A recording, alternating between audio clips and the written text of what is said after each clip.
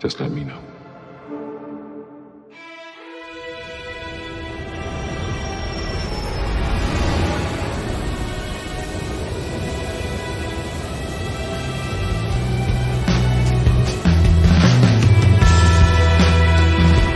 A daring parachute escape from a flying 727 somewhere between wings. A search was made of the plane immediately. We don't know who he was, where he came from, or where he went. I expect that we'll keep looking until we find him or find out what happened.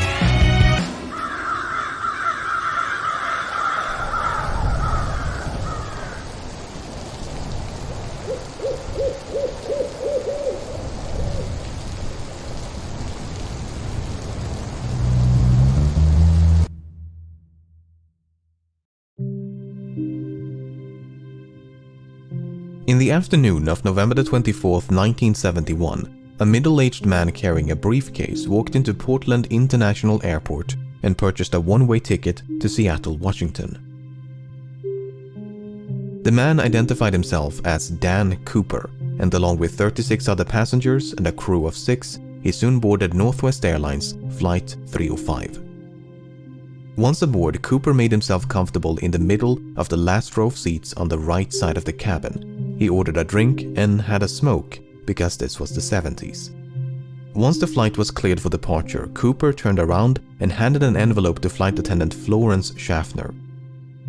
Inside the envelope was a note featuring a handwritten message stating he had a bomb.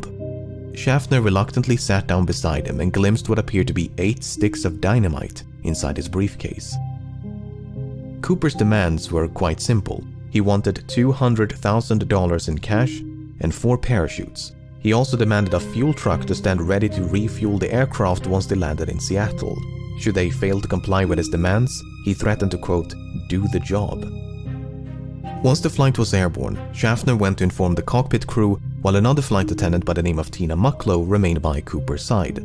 By using a telephone in the rear of the cabin, Mucklow acted as an intermediary between Cooper and the rest of the flight crew for the remainder of the hijacking. For the next hour and a half, Flight 305 maintained a holding pattern near Seattle, while local and federal authorities scrambled to procure the ransom as well as the 4 parachutes. 10,000 $20 bills were collected from a local bank, while the owner of a nearby skydiving school supplied the chutes.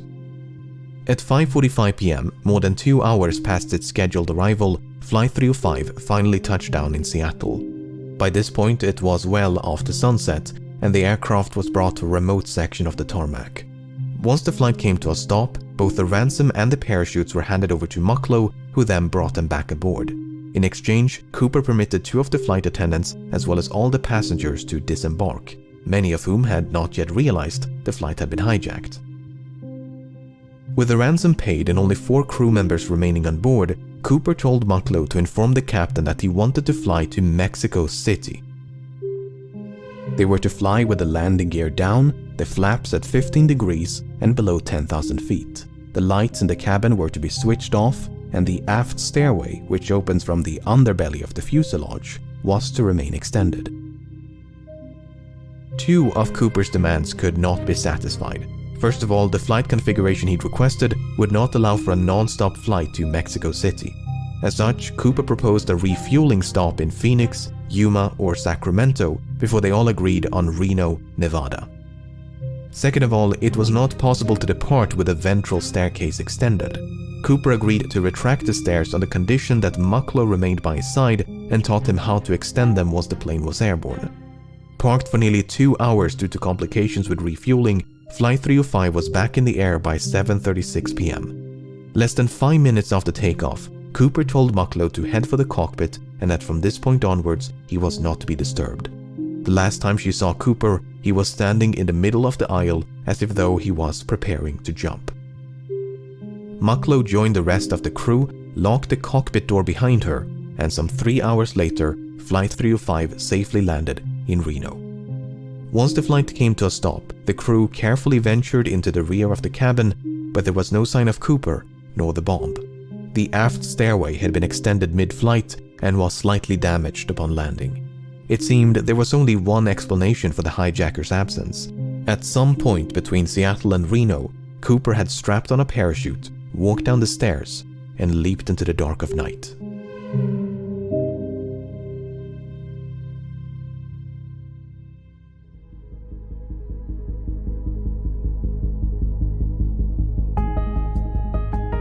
As soon as it became clear that Cooper was no longer on board, dozens of FBI agents converged upon the aircraft, only to discover a disappointing amount of physical evidence. A black clip-on tie, 8 cigarette butts, and 2 of the 4 parachutes were all that Cooper left behind. Evidently, he'd brought the ransom and briefcase along with him. In interviews conducted on the night of the hijacking, Cooper was described by the crew and passengers as a white male with brown eyes and dark hair. He appeared to be in his mid-40s and wore a dark trench coat, a dark suit, a white shirt, a black tie, and dark shoes. Soon after boarding, he'd also donned a pair of sunglasses. Based on this description, the FBI produced the first of several composite sketches. Before they could mount a search, however, the FBI had to figure out when Cooper abandoned ship. But that was easier said than done. None of the 4 crew members witnessed Cooper jumping from the plane, nor did the pilots of 2 fighter jets which escorted the flight between Seattle and Reno, which is not all too surprising given it was the middle of the night. Although the flight crew did report something odd, the last communication with the hijacker occurred at approximately 8:05 p.m. when the crew used the intercom to offer assistance, which Cooper declined. Within the next 10 minutes, the crew experienced what they described as an oscillation or vibration of the aircraft. At the time, the crew suspected it might have been produced by Cooper's jump, and a subsequent recreation of the hijacking supported that conclusion. Okay, so that took care of the when, but what about the where?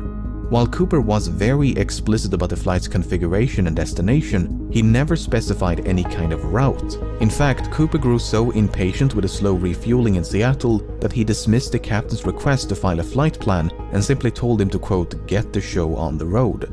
As such, the captain chose to fly along an airway known as Victor 23 without any input from Cooper.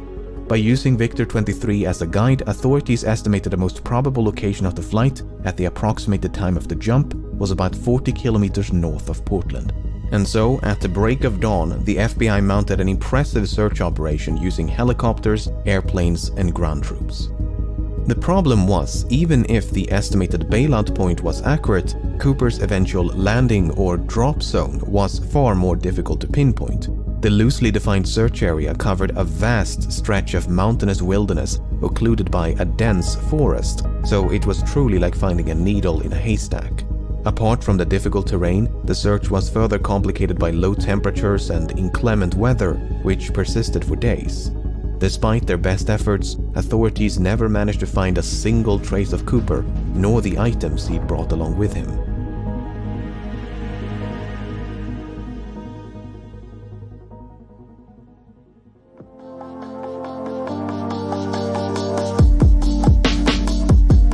Having made little to no progress by early December, the FBI turned their attention to the $200,000 ransom. The money had been collected from the Seattle First National Bank, which maintained a ransom package of $250,000 just for such an occasion. Because of this, the serial numbers of the $10,020 banknotes given to Cooper had been documented in advance, a complete list of which were quickly made available to financial institutions, government agencies, and the general public. The intention was to make it as difficult as possible for Cooper to spend his money. Northwest Airlines and several newspapers even began to offer rewards to anyone who could find a note with a matching serial number. In spite of these efforts, no one ever did. That is until nearly a decade later. In early 1980, a young boy named Brian Ingram was building a campfire on a small beach in southern Washington. As he was digging into the sand, Ingram discovered 3 bundles of cash totaling $5,880. Having heard about the infamous skyjacking, Ingram's parents brought the severely degraded bundles to the FBI. The notes were promptly inspected, and sure enough, the serial numbers matched those of the ransom. Once the excitement subsided, however, the money managed to raise far more questions than it answered, the most significant of which was how? How did the money end up so far away from the drop zone?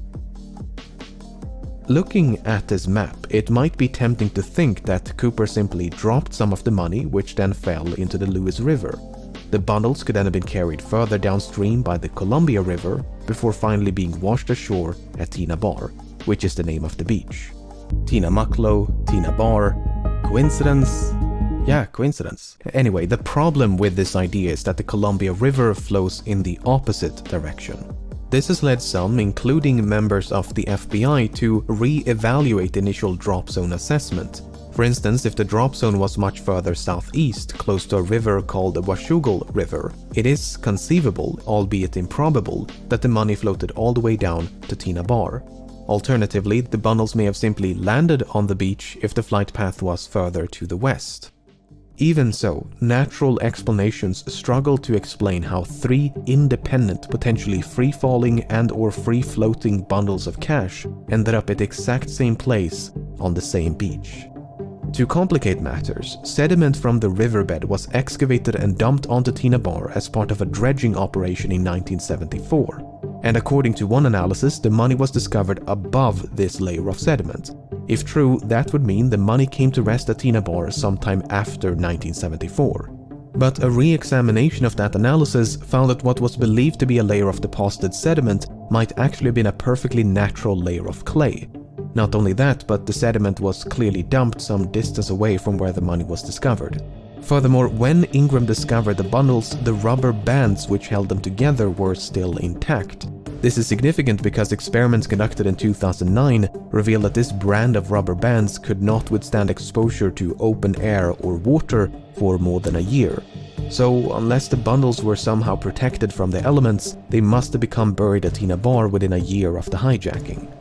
The most probable explanation, therefore, seems to be that Cooper or someone else deliberately buried the money.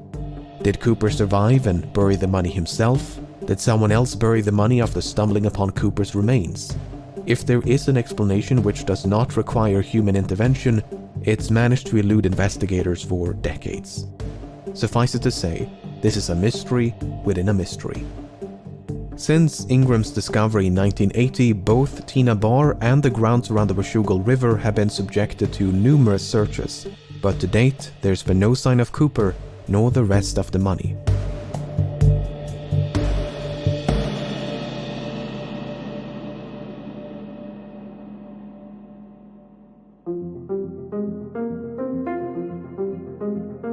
From the very beginning, it was assumed by many that Cooper did not survive his daring escape. It would not make for a very thrilling conclusion to this story, but that's the thing about stories, they're usually far more exciting than reality. While there is no hard evidence for nor against Cooper's survival, the assumption that he fell to his death is not without merit. When Cooper leaped into the darkness, Flight 305 was plowing through a frigid rainstorm at roughly 170 knots, 10,000 feet above southern Washington. The wind was so violent that it ripped out a placard from the aft stairway, which was later recovered in 1978 almost directly below the estimated flight path. To say that Cooper was not dressed for the occasion would be an understatement. The ground beneath him, meanwhile, was obscured by multiple layers of clouds, which likely means that Cooper jumped without knowing his precise location. Even if he could see the ground and had a specific drop zone in mind, the parachute he selected was non-steerable, meaning he would not have been able to steer his descent towards a specific landing spot, thus precluding any potential coordination with an accomplice stationed on the ground. While Cooper expressed some familiarity with parachutes, his actual competence level is up for debate. It's widely believed that Cooper demanded 2 pairs of parachutes, 2 primary and 2 reserve, to make the authorities believe that he intended to take a hostage. That is precisely what happened, as the FBI contemplated but eventually decided against sabotaging the chutes, as they did not want to risk the life of an innocent civilian. But in their haste to obtain them, they unintentionally provided Cooper with a non-functional dummy chute intended for training purposes. This mishap seems to have gone unnoticed by Cooper because that dummy chute was one of the 2 missing from the plane. Not only that, but Cooper chose the older and technically inferior parachute out of the 2 primary chutes provided. So in both cases, it seems like Cooper made the worst possible choice. But there are other ways to interpret this information. For instance, it's possible that Cooper used the dummy chute not as a reserve but as a means to secure the bag of money. In fact, that is precisely what Cooper tried to do with the functional reserve chute. First, he tried to place the money in the chute's canopy before removing some of the suspension lines and wrap them around the bag. Perhaps he used the dummy chute for a similar purpose. And Cooper's decision to use the older primary chute is not necessarily an indication of inexperience. It could also be a sign of familiarity, because the chute he left behind was a civilian luxury chute, while the one he used was a military chute.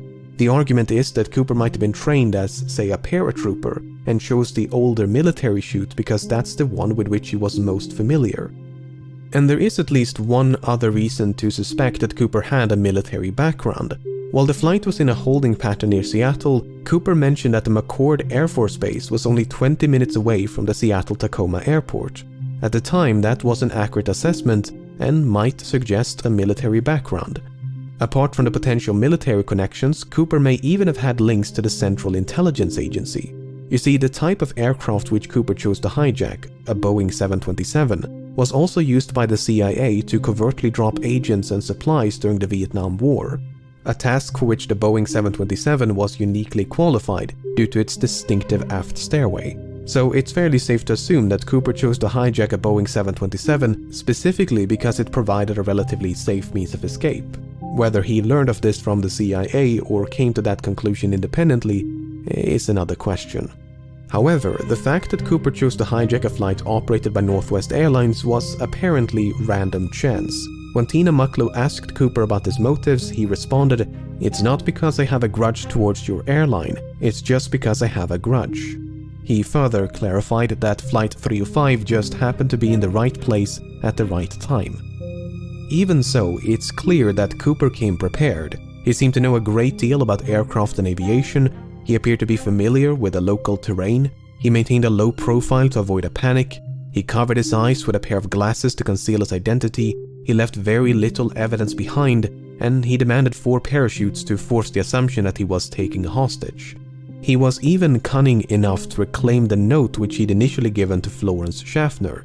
Apart from the name he wrote on his plane ticket, there are no other samples of Cooper's handwriting. But for all his planning and cunning, it seems Cooper did not give enough thought to his eventual escape. Not only did he fail to specify a route, but he was forced to make a last-minute destination change from Mexico City to Reno. He could have demanded more appropriate parachuting equipment like a pair of boots, a helmet, or jumpsuit. He could even have specified the ransom to be delivered in larger denominations to make it lighter and less cumbersome to carry. Presuming he did survive the fall and made it safely to the ground, he may then have had to make his way through a dense, partially snow-covered forest in nothing but loafers and a trench coat in late November. I get the distinct impression that Cooper's escape was much more of a leap of faith than a carefully executed jump. On the other hand, authorities never received a missing persons report matching the description of Cooper in the wake of the hijacking. This might suggest that Cooper did survive and that he swiftly and quietly resumed his normal routine. Furthermore, other hijackers have performed similar stunts, and many of them did survive even if they were quickly apprehended. Finally, the simplest explanation for how 3 bundles of cash ended up at Tina Bar is human intervention. At the end of the day, most of this is based on nothing but supposition. Without any concrete evidence of Cooper's demise, it leaves the door wide open to the far more exciting proposition that he did, in fact, survive.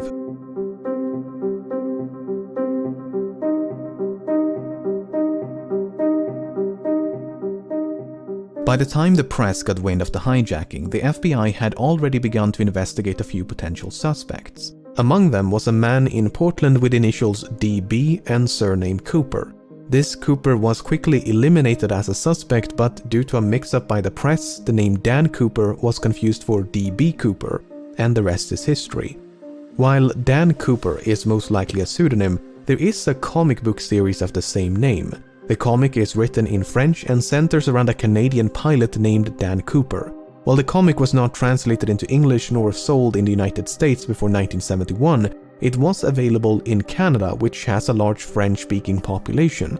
Given that American and Canadian accents can be difficult to distinguish, it's possible that Cooper, who was described as having no discernible accent, was a bilingual Canadian. This might even be supported by something that Cooper might have said. You see, when the captain relayed Cooper's demands to air traffic control, he used the phrase negotiable American currency. It seems doubtful that an American citizen would specify American currency, so perhaps Cooper was not American. The problem is we don't know if this is a direct quote from Cooper or paraphrasing by the captain. For instance, notes taken by the crew during the hijacking merely contain the phrase negotiable currency, while testimonies provided by the crew after the hijacking include phrases like $200,000 in cash and circulated US currency. So Cooper might have been Canadian, and he might have taken his name from the Dan Cooper comics, just as he might have been American and might have taken his name from something or someone else. Nearly half a century has gone by since the hijacking took place, and in that time thousands of suspects have been questioned and investigated. It would obviously be impossible to cover all of them here, but let's take a look at some of the people that at some point or another have been suspected of being D.B. Cooper.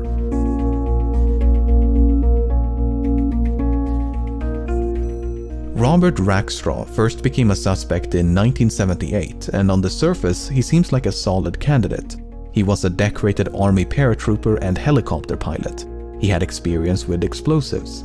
He had an extensive criminal record. He had an uncle named John Cooper who was an avid skydiver. He was expelled from the army only months before the hijacking, which might suggest a motive. After all, the hijacker did say he had a grudge.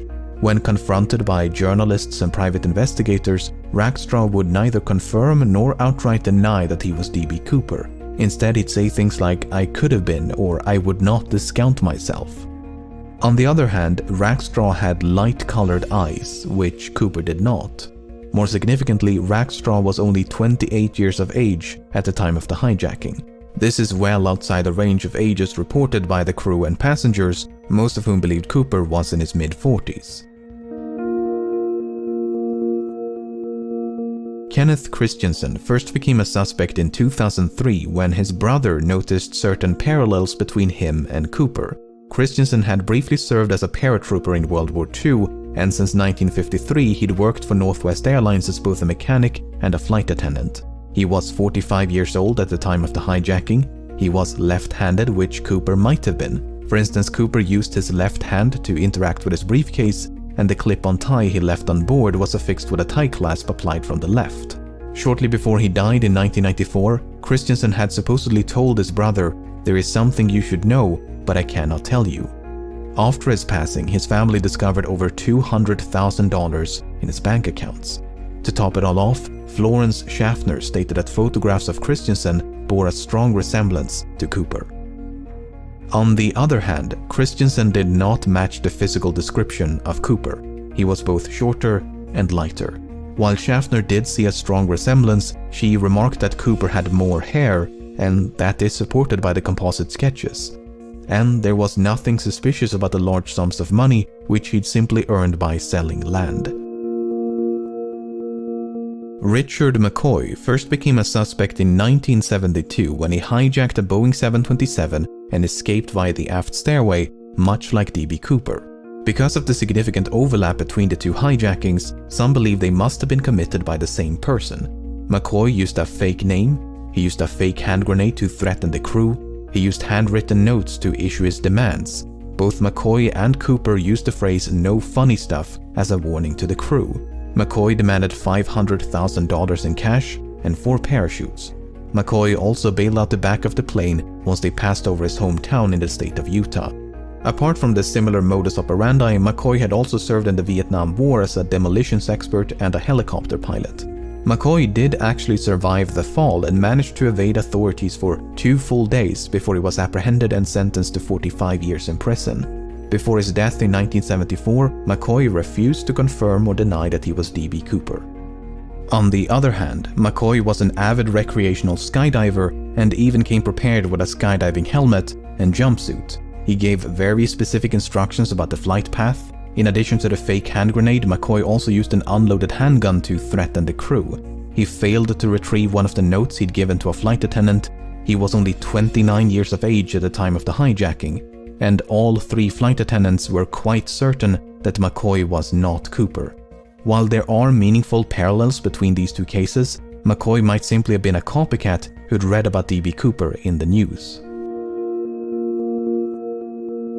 Dwayne Webber first became a suspect in 1995 when, shortly before his death, he supposedly told his wife, "I've got a secret to tell you. I am Dan Cooper." Following his deathbed confession, Webber's widow recalled a number of fascinating details. She claims to have found a bank bag resembling the one used in the hijacking. She claims Webber had sustained a knee injury after jumping out of a plane. Webber supposedly had a nightmare about leaving his fingerprints on the aft stairs. And a year before the money was discovered at Tina Bar, Webber had allegedly paid a quick visit to the same location. In addition, Webber was a World War II veteran, he had an extensive criminal record, he matched the physical description, and he was 47 years old in 1971. On the other hand, Webber's fingerprints did not match any of the prints collected from Flight 305. Although, to be fair, there's no way to know if any of those prints actually belonged to Cooper. Furthermore, Webber's DNA did not match a DNA sample collected from the tie clasp. But once again, there's no way to know if the DNA on the tie clasp actually came from the hijacker and not someone else. What's so frustrating is that the FBI likely had a much better source of DNA at one point. If you recall, 8 cigarette butts were collected from the scene, and there's a good chance they were all suffused with Cooper's DNA. The problem is, that evidence was lost at some point and has not turned up since. William Smith first became a suspect in 2018. Smith served in the Navy during World War II and likely had some experience with parachuting. He was 43 years old at the time of the hijacking. He had dark brown eyes. He matched the physical description. He shared a certain likeness with the composite sketches, especially this speculative sketch of an older D.B. Cooper. A student named Ira Daniel Cooper, who was killed in World War II, attended the same high school as Smith. Smith worked as a yardmaster for a railroad company for most of his life, but in 1970 the company filed for bankruptcy. As a consequence, Smith lost his pension, which might suggest a motive. He could, for instance, have developed a grudge towards the airline industry for their role in bringing about the downfall of the rail transportation industry. It's further speculated that Smith could have used his knowledge of railroad networks to hop on a train and escape undetected.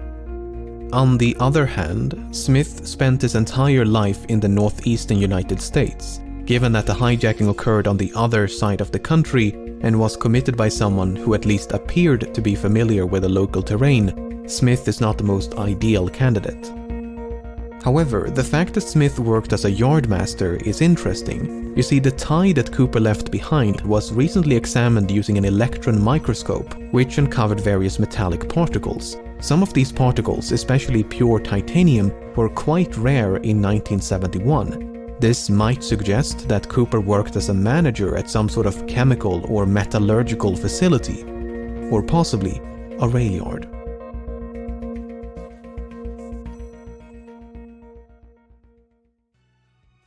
If nothing else, I hope this limited selection of suspects illustrates just how difficult it is to be certain when you have so little evidence to work with. These 5 individuals look nothing alike, yet any one of them could be D.B. Cooper. Was Cooper really in his mid-40s, or did he simply look old for his age? Did Cooper really serve in the military? Which one of these sketches most closely resemble Cooper? In 2016, the FBI had to admit defeat and officially close down the case. Unless someone stumbles upon Cooper's remains or manages to track down the rest of the money, it seems there is little hope of resolution. Did Cooper survive? I have no idea. But as long as that possibility cannot be dismissed, the legend of D.B. Cooper will no doubt persist.